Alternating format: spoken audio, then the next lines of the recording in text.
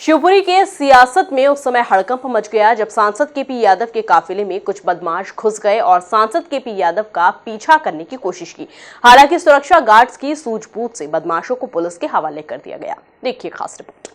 गुना शिवपुरी सांसद doctor KP Yadav के काफिले में कुछ बाइक सवार बदमाशों ने घुसकर उसे रोकने की कोशिश की। घटना ईसागढ़ के बहेरिया अस्पताल के पास हुई। 7-8 बाइक सवार पहले काफिले का पीछा करते रहे, फिर ईसागढ़ में एक बदमाश अचानक गाड़ी के सामने आकर खड़ा हो गया। हालांकि बाइक सवार बदमाश किसी हरकत को अंजाम देता इससे पहले ही सुरक्षा कर्मियों ने एक बाइक सवार बदमाश को पकड़ लिया। इसके बाद पुलिस के सुपुर्द कर दिया। घटना 2 अक्टूबर की बताई जा रही है, जब सांसद केपी यादव ग्वालियर में आयोजित पीएम नरेंद्र मोदी के कार्यक्रम में शामिल होकर लौट रहे थे। हाँ, चूँकि मैं राजनीति में हूँ और राजनीति में कई लोग आपके प्रतिद्वंदी रहते हैं, कई तरह के षड्यंत्र रचे जाते हैं। पहले भी इस तरह की घटनाएं हुई थी जिनकी शिकायत मैंने प्रशासन से की थी। परसों जब मैं ग्वालियर से लौट रहा था तो आपके खतौरे के आसपास से लेके ईसागढ़ तक कुछ लोगों ने मेरा पीछा किया बाइक से। रॉन्ग साइड से कई बार ओवरटेक करने की कोशिश की। कई बार जब मेरे सुरक्षा कर्मियों द्वारा उनको बोला गया कि आप गाड़ी एक तरफ चलाइए, कोई एक्सीडेंट ना हो जाए, तो उन्होंने बड़ी बदतमीजी से बात की और गाड़ी को रोकने का प्रयास किया। एक व्यक्ति ने तो ईसागढ़ तक पीछा किया और बार बार गाड़ी को रोकने की कोशिश की, जबकि फॉलो गाड़ी भी मेरे साथ थी। और कई बार दुर्घटना से भी उसको बचाते बचाते हमें रोड से भी हमारे ड्राइवर को गाड़ी नीचे उतारनी पड़ी। और ईसागढ़ के पास जाके तो उसने बिल्कुल आड़ी गाड़ी लगा दी अचानक से सामने लाके।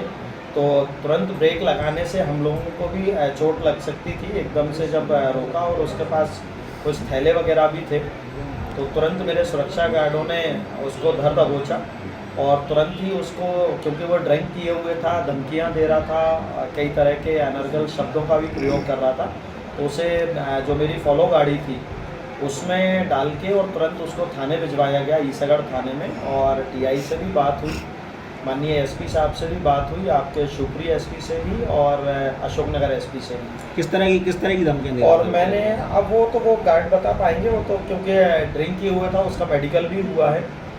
तो कई तरह की धमकियां और कई तरह के अनर्गल शब्द वो प्रयोग कर रहा था। पर मेरा एसपी साहब से भी यही रिक्वेस्ट थी कि उसका बैकग्राउंड देखा जाए कि वो व्यक्ति कौन था, किससे जुड़ा है, किस मंशा से वो आया था। और इस तरह की हरकत, जब फॉलो गाड़ी साथ में चल रही है, सुरक्षाकर्मी साथ में हैं, उसके बाद भी अगर 15-20 किलोमीटर तक पीछा करना, परेशान करना, तो बहुत बड़ी बात होती है। तो मुझे लगा कि कहीं कोई ऐसा कोई षड्यंत्र तो नहीं, तो इसकी जांच होनी चाहिए। तो मैंने एसपी साहब को बोला है कि जांच करें, उस व्यक्ति का बैकग्राउंड पता करें और किस मंशा से उसने इस तरह की हरकत की, वो निश्चित ही पता लगना चाहिए। क्योंकि चुनाव आ रहा है, विपक्षी पार्टियां भी कई बार इस तरह के प्लान करती हैं कि लोग इन चीज़ों में उलझ जाएं और कहीं ना कहीं किसी न किसी के ऊपर एलिगेशन लगे। तो कहीं कोई अंधेरे में नहीं रखना चाहिए। मुझे लगता है इस चीज़ की जांच निश्चित ही होनी चाहिए, कोई भी जनप्रतिनिधि हो। नहीं, आपकी पार्टी चुनाव के मुहाने पर खड़ी है और सुरक्षा में चूंकि बहुत बड़ा मुद्दा है, जब कानून व्यवस्था नहीं संभाली जा रही है, नहीं संभाली तो नहीं, ये कैसे भरोसा जनता को? इस तरह की घटनाएं, दुर्घटनाएं होती रहती हैं, इसीलिए मैंने प्रशासन को अवगत कराया है, पत्र भी लिखा है और मेरी फ़ोन पे भी बात हुई थी। और मैंने माननीय गृह मंत्री जी को भी पत्र लिखा है कि इसकी जांच हो और उस व्यक्ति के बारे में तो निश्चित ही पता लगना चाहिए कि वो व्यक्ति कौन था, क्यों आया, क्यों उसने इस तरह की हरकत की।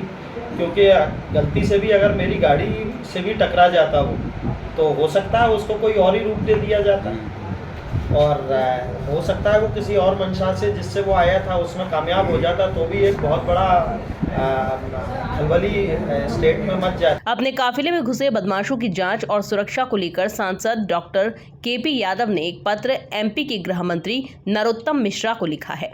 इसकी एक प्रति भाजपा प्रदेश अध्यक्ष आईजी ग्वालियर, एसपी शिवपुरी और एसपी अशोकनगर को पहुंचाई गई है। देखिए, मुझे तो किसी ने कुछ नहीं कहा है, पर आप लोगों के माध्यम से ही मुझे पता लगता है। कभी मैं जब चंदेरी जाता हूं तो मुझे बोला जाता है कि आप चंदेरी से चुनाव लड़ रहे हैं, कि आपका चंदेरी में नाम चल रहा है। जब मैं कोलारस आता हूं तो यहाँ सबका इतना स्नेह प्यार आशीर्वाद मिलता है कि यहाँ लोगों का कयास लगाने लगते हैं कि आप कोलारस से चुनाव लड़ रहे हैं क्या। जब मैं बामौरी जाता हूँ तो वहाँ का कहने लगते हैं, मैं मंगावली जाता हूँ तो वहाँ कहने लगते हैं कि आप यहाँ से चुनाव लड़ रहे हैं क्या।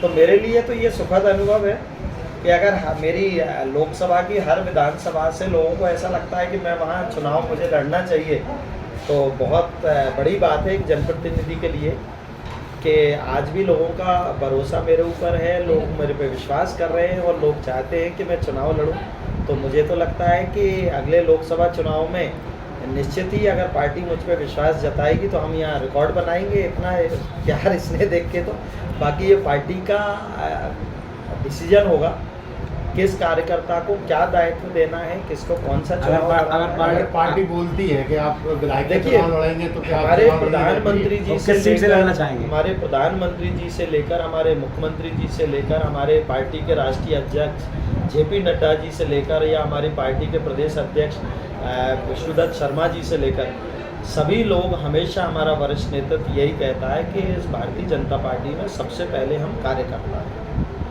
और कार्यकर्ता को पार्टी जो जिम्मेदारी देगी वो उसका निर्वहन करेगा। जो दायित्व जिसको मिलता है वो उसका निर्वहन करता है। सबसे पहले हम कार्यकर्ता हैं। आपकी पसंदीदा सीट कौन सी है? देखिए, मेरी पसंदीदा तो मेरा पूरा लोकसभा है और मैं बहुत बहुत धन्यवाद देता हूं मेरे शीर्ष नेतृत्व का, मेरी पार्टी का, जिन्होंने ये मौका दिया कि मुझे लोकसभा चुनाव लड़ाया। और एक एक यहाँ के वोटर का, एक एक नागरिक का मैं बहुत बहुत आभारी हूँ, धन्यवाद देता हूँ कि उन्होंने मुझ पर विश्वास जताया और लाखों मतों से मुझे लोकसभा में जिताया था। और जिस तरह का स्नेह प्यार आशीर्वाद मुझे आज भी मिल रहा है, मुझे पूर्ण उम्मीद है कि मुझे। कुल मिलाकर चुनावी माहौल में केपी यादव के साथ हुए इस घटनाक्रम से सियासत गरमाती हुई नजर आ रही है। Bureau report, MP news, Shivpuri.